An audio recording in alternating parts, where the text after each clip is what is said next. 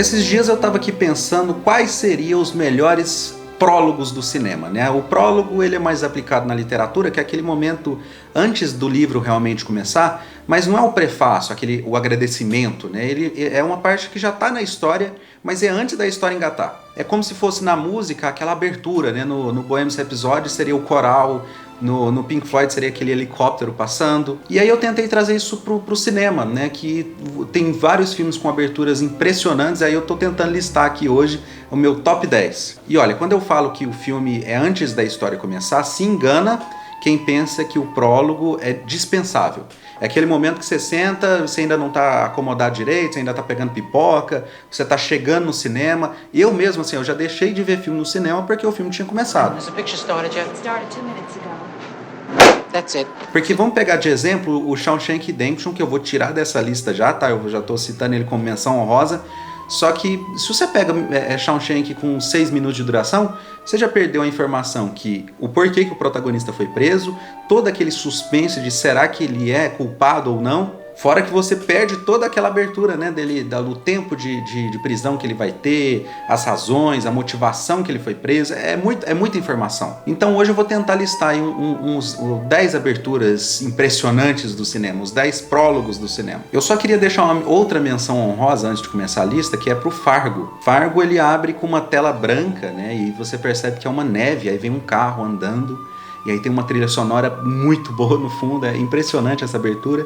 E aí surge o personagem do Jerry, o personagem entra num bar, dá uma missão pros assassinos, né, de assassinar uma pessoa, só que tem algo estranho, porque ele chega atrasado, porque marcou o horário, ele pensou que era aquele horário, mas não era aquele horário, e aí os assassinos já beberam demais, tem uma coisa errada no ar, que vai conversar com o filme inteiro, né? Que é a comédia de erros, né? Aquela sessão de erros que vai acontecer durante a rodagem do filme. E pra mim essa abertura é marcante por causa disso, porque tudo tá avisando ali que vai dar errado.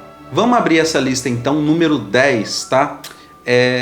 Número 10 eu quero abrir com uma animação clássica, que eu adoro, eu nunca vi ninguém falando sobre esse filme aqui. Inclusive, vamos lembrar e vamos falar sobre A Espada Era a Lei.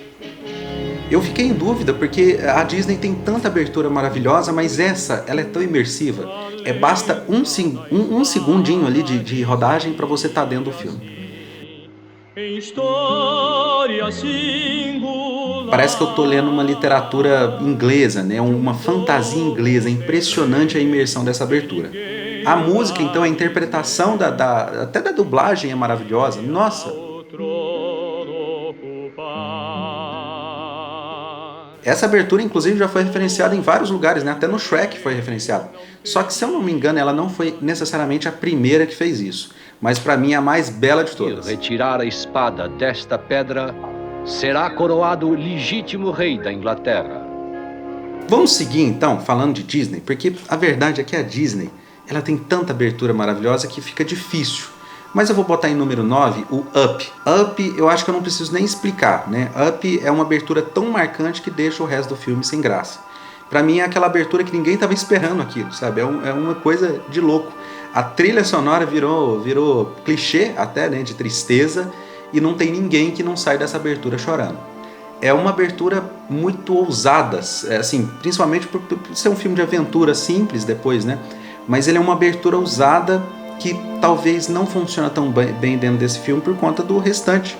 Você concorda que quando essa abertura acaba, você imagina que vai ser o filme mais emocionante do mundo e o resto você vai ver só um filme de aventura normal? Talvez ele tá em número 9, o Up, justamente por causa disso, porque ele não conversa tão bem com o filme, sabe? Vamos seguir a lista então, número 8, eu quero falar de um clássico.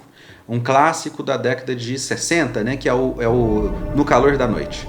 In the Heat of the Night, um filme com Sidney Poitier. Eu falei desse filme aqui no canal esses dias, né, no Filmes de agosto, se eu não me engano, que essa abertura é assim, ela começa com um patrulheiro que trabalha numa rua, numa cidade pequena, e à noite, ela tem o próprio nome já diz, né, o calor da noite, então ele tá suando, é aquela noite calorenta, com ninguém na rua, é um tédio danado, e um suspense vai surgindo sem nenhum tipo de trilha sonora. Ele acha um corpo na rua, continua a andar pela cidade, vai numa estação de trem, que parece estar abandonado até, de tão quieta essa cidade é, e ele encontra o personagem do Sidney, que na visão dele é um negro. O que esse negro está fazendo na minha cidade? Que absurdo, deve ser esse cara que matou ele. Então o filme fala sobre racismo, né? Então essa é a abertura do filme. É uma abertura longa, imersiva, que fala muito assim nessa questão social, mas o que mais me impressiona é como eles conseguem passar a sensação de uma cidade parada. É muito legal assim, eu que moro numa cidade pequena, antigamente era menor no caso, mas meu pai era policial e andava pela cidade, eu fico imaginando, né, aquele momento que o policial sozinho apontando lanterna para os cantos, pelas sarjetas. Eu acho essa abertura impecável. Seguindo com Sangue Negro. Olha, Sangue Negro. Ai, que abertura é essa, né? Falando sobre imersão, é uma abertura que, primeiro que ela faz uma referência muito, muito bacana pro Tesouro de Serra Madre.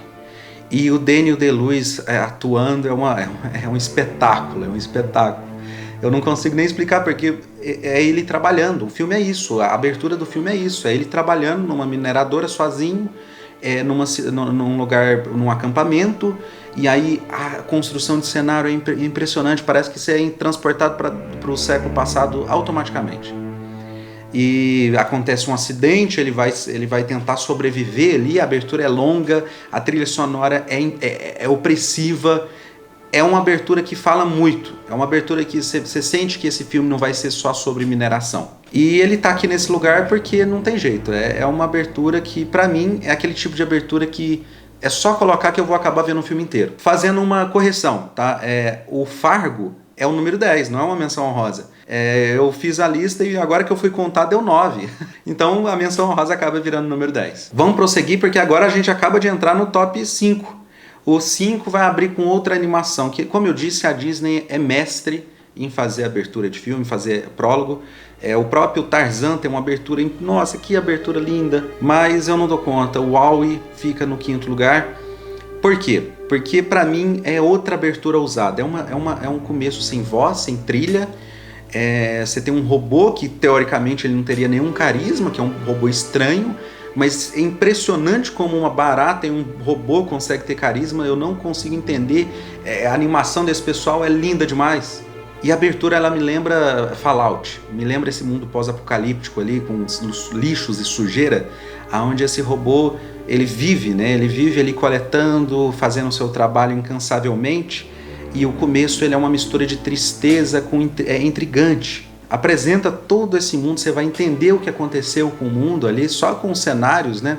E pra mim isso ser uma animação da Disney é impressionante, porque isso pra mim é nível filme clássico. Isso pra mim não é uma abertura para um filme com público-alvo sendo o público-alvo sendo infantil.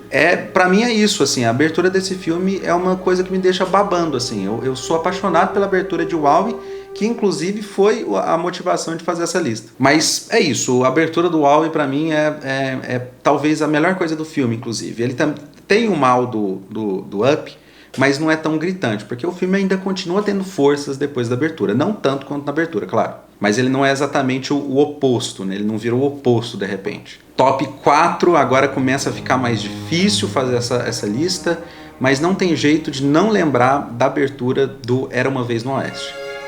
Essa abertura, ela me dá preguiça. Ela me dá uma preguiça no bom sentido, porque aquele momento em que homens criminosos, dá pra perceber que são criminosos, para numa estação, senta e fica esperando o trem chegar. E essa abertura, ela é muito imersiva, parece que ela te coloca dentro do Oeste. Aquela preguiça assim do sol quente, aquela canseira, aquele tempo que não passa. Você já sentiu aquele calor que dá preguiça, que você não quer nem sair na rua? É isso, esse começo. E aí uma mosca começa a incomodar a mosca começa a incomodar um criminoso, e ele começa a lutar contra a mosca. É uma abertura muito legal. Uma goteira que cai na cabeça do cara, é um barulho de um moinho, é o vento, é uma imersão impressionante. E é um começo que assim, você não vai entender o que tá vindo nesse trem. É o protagonista que tá chegando. E quando ele chega é impressionante, assim, parece que... Eu não sei nem explicar, eu não vou dar spoiler não para quem não viu. Mas essa abertura, ela é muito... Eles renovaram uma forma de abrir Faroeste, sabe? Para mim, essa abertura do Era Uma Vez no Oeste é impecável. Mas não tem jeito, porque para mim, top 3 agora, o terceiro lugar vai ficar com o filme B, tá? Que não é o melhor filme do mundo, talvez ele seja o pior filme da lista, assim, em questão de qualidade, mas a abertura dela é incrível demais, Os Deuses Devem Estar Loucos. Essa comédia sul-africana que abre no melhor estilo ali, Ilha das Flores. Sabe Ilha das Flores? Todo mundo passa nas escolas e tudo? Caminhamos neste momento numa plantação de tomates e podemos ver à frente, em pé, um ser humano, no caso, um japonês. Parece extremamente inovador aquela narrativa, mas não, isso aqui veio lá nos Deus Deve Estar Louco. Inclusive assiste essa abertura inteira para você ver a semelhança ali. Os córregos secam e os rios param de fluir. Bom, começa com um narrador, né? O narrador ele explica sobre o deserto e ele é irônico, ele fala que eles não são civilizados, que eles não têm eles não têm a sensação de ter posse, porque não tem o que ter ali. Onde qualquer ser humano morreria de sede em poucos dias, eles vivem felizes neste deserto que não parece deserto. E aí você vai ficando meio assim com ele, porque de repente você descobre que que existe uma cidade grande ali do lado, e ele fala, olha, aqui as pessoas são civilizadas. Só que aí ele descreve, olha, civilizado é o seguinte, o termo, o que é civilizado? Então, civilizado é você, quando dá 7 horas da manhã, quando o relógio mostrar o número 7, você tem que parecer ocupado. Quando der tal hora, você não precisa mais parecer ocupado. E quando volta para meio-dia e pouca, você volta a parecer ocupado. E aí você assiste uma mulher entregando a carta na casa da vizinha de carro. E aí você assiste uma conversa extremamente sem sentido. E de repente eles fazem uma analogia muito doida que ninguém imagina isso, que uma garrafa de Coca-Cola é jogada por um avião, o índio encontra essa garrafa e o narrador conta que de repente um item que caiu do céu, que é uma garrafa de Coca-Cola de vidro normal, foi uma coisa tão impressionante que de repente algo que nunca existiu naquela realidade virou essencial. Então começam a ter brigas entre os membros dessa tribo, a ponto de que, de repente, o protagonista olha e fala, vou devolver isso aqui para os deuses. E aí o filme abre com ele levando essa garrafa para os deuses, né? Ele não sabe aonde ele vai encontrar, mas ele vai andar até achar o fim do mundo. Acham que os deuses só põem coisas úteis na terra para eles usarem. Nesse mundo deles não há nada ruim e nem maldade. E essa abertura, se eu não me engano, ela tem mais de 15 minutos. É a maior abertura aqui da lista. Como eu disse, é quase um documentário irônico, estranho, dá medo assim, você fica, gente, esse cara é realmente preconceituoso assim, ou eles estão fazendo ironia? A apenas 60 milhas ao sul há uma grande cidade. E aqui há homens civilizados. Pra mim é top 3 fácil. Agora é o 2. O 2 não tem jeito, não tem como não falar de Poderoso Chefão. Vamos lá, Poderoso Chefão. A abertura do Poderoso Chefão, ele não é a cena do casamento, né? A abertura, o prólogo seria apenas aquela cena, aquele monólogo ali do personagem, que eu esqueci o nome, que fala que ele acredita na América, ele fala que a filha dele foi espancada por uns homens, ele queria justiça, ele pede pro Corleone matar esses caras. Corleone fica revoltado, fala, olha, não, você vem aqui na minha casa e pede pra mim matar um cara no dia do casamento da minha filha, você nem meu amigo faz tempo que você não fala comigo, me respeita. E aí esse começo é impressionante porque, primeiro, que ele apresenta um dos maiores personagens da história, né? Segundo, que tem toda essa relação de poder que você entende ali, que existe. E terceiro, que pra mim é o ponto principal que ninguém fala. Percebe como o diálogo desse homem fala muito sobre o crime organizado. É assim, olha, eu sou um cidadão, eu acredito na América, eu era uma pessoa certinha, só que o Estado tinha que me defender, o Estado tinha que me proteger. E o Estado falhou. E agora, o que eu vou fazer? Eu vou recorrer ao crime. E é como se isso justificasse os crimes do mundo. E realmente é assim que funciona. Eu tenho lá uma fazenda, eu tenho uma casa, ela é invadida 2 vezes por criminosos. Eu ligo pra polícia e falo, gente, mas a polícia não me ajuda. O que eu vou fazer? Eu vou comprar uma arma no primeiro criminoso que me oferecer e vou proteger a minha casa, não tem jeito. Bateram na minha filha, quase mataram a minha filha. Eu fui na justiça, nada aconteceu. Eu sei quem são os caras, o que eu vou fazer? Eu mesmo vou resolver isso aí. Então, é como se o Estado, a falha do Estado, criasse os criminosos. E isso pra mim é muito significativo dentro desse filme, né? Dentro do Poderoso Chefão, dentro desse filme de máfia. E mais do que isso, né? Você tem ali o personagem do Robert Duvall, que é o advogado, que tem toda aquela questão das crianças passando, é um detalhe, que ele impede as crianças de entrar. Então, mesmo que é um crime organizado, ainda é um ambiente familiar. Esse filme fala muito, né? Inclusive esse personagem do Robert Duvall, que era o único possível ali, que poderia ser o descendente daquela família, mas ele não tem o sangue necessário. Essa abertura é um espetáculo. Mas agora a gente tem um primeiro lugar que... O que seria melhor do que essa abertura, né? Porque é clichê falar de Poderoso Chefão. Inclusive, a gente tem que começar a desclassificar Poderoso Chefão de tudo que é lista. Inclusive, também o Lawrence da Arábia. Eu só não coloquei Lawrence da Arábia porque eu realmente não gosto da abertura do Lawrence da Arábia. É a única coisa do filme que eu não gosto. Mas, top 1. Top 1 pra mim fica com um impressionante filme, o melhor filme do Robert De Niro, A Missão. Esse começo, ele é uma aula de história, uma aula de cinema, uma aula de interpretação, uma aula de fotografia, uma aula de tudo. Percebe? O filme ele abre com um cara narrando para alguém digitar uma carta, escrever uma carta escrever uma carta para um líder religioso. Então o filme começa com ele olhando para a câmera e falando: olha, santidade, a missão que você me deu foi concluída, agora os índios estão livres para ser escravizado. E aí ele para e fala: não caiu bem não, isso aí, vamos refazer? E aí ele começa a explicar com boas palavras: olha, a gente veio aqui, a gente conseguiu educar esses índios, a gente conseguiu colocar alguma coisa na cabeça de vento desse pessoal, dá pra ver que ele é preconceituoso, dá pra ver que ele assim, é uma situação muito absurda, porque ele chega a falar que ele apresentou a música para os índios e eles se mostraram extremamente abertos para essa arte.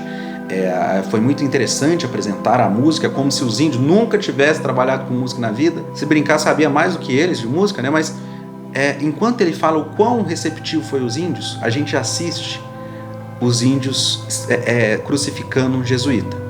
Os índios furiosos pegando um cara, matando o cara, né? Grudando ele numa cruz e mandando ele ladeira abaixo ali. É um contraste tão grande assim. Olha, eles estão felizes, eles aceitaram, mas não, o que você recebeu na verdade foi o martírio.